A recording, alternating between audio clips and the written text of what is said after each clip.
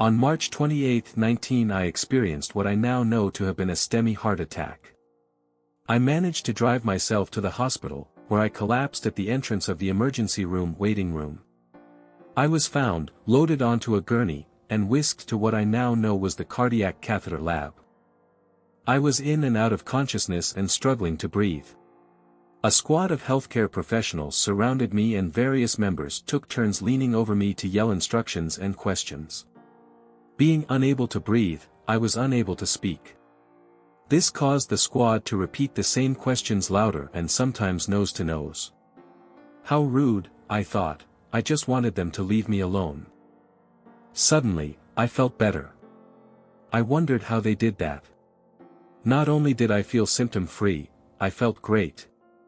I felt buoyant, focused, and incredibly peaceful.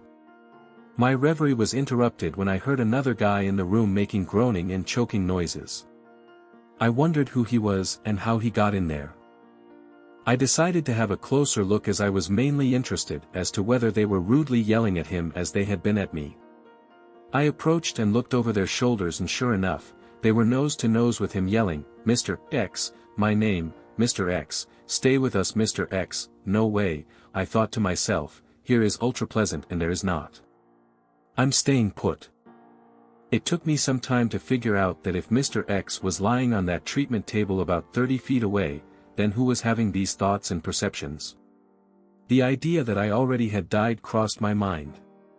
I realized that my internal dialogue was occurring in grammatically correct English and that I was able to have thoughts, deductions, and decisions.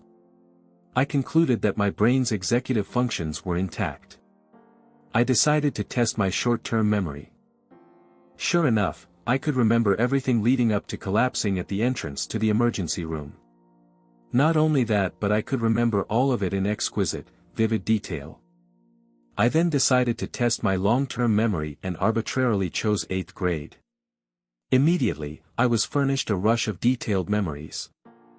The sharpness and vividness of those memories quickly overwhelmed me. I wondered, where could all that have been stored? I concluded that my long-term memory system was intact and it was much broader and deeper than I believed possible. I began to get lost in the peaceful feeling I was experiencing.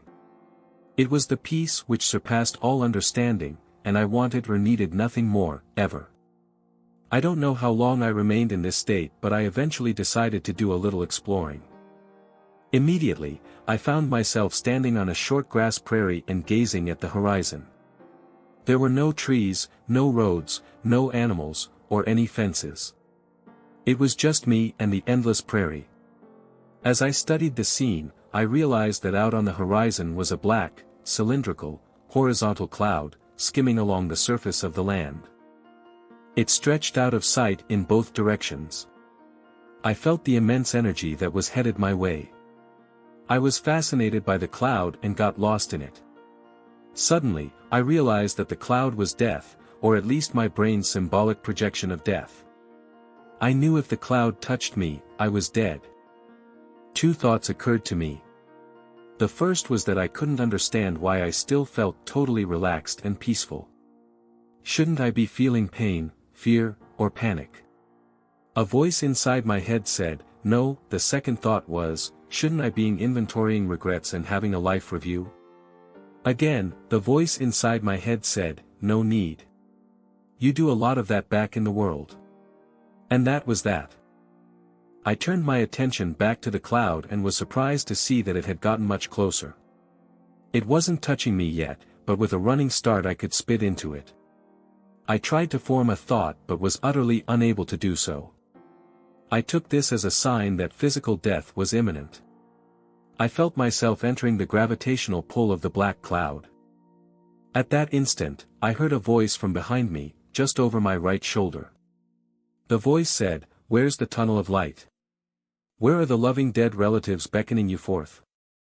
Where are the angels of light urging you to fear not and be of good cheer? The voice was companionate, affectionate, and light-hearted. At that instant, I could breathe. I knew with certainty that I would live. I re-inhabited my body with a thud, a development one would think that would cause great jubilation. It did not. My first thought was, this thing feels like it's made of wet concrete. It must weigh a ton. I'll never be able to move it. How does anyone do it? Then, I went unconscious for an indeterminate length of time and awoke amidst all kinds of electrodes and beeping equipment. The nurse happily informed me that I was a lucky man, that I had just survived a STEMI heart attack. My recovery produced some amusing anecdotes but was surprisingly easy. As is suggested by the above, I had some prior information on NDEs because I had read several NDE accounts back in the 1970s. I never floated, I never entered a tunnel of light, and I was never melted by the overwhelming awe and unity of the universe. The afterlife and the experience of consciousness without corporality seem like givens. For me, the takeaway of my experience was, nothing hurt, and the afterlife tenderly awaits your arrival.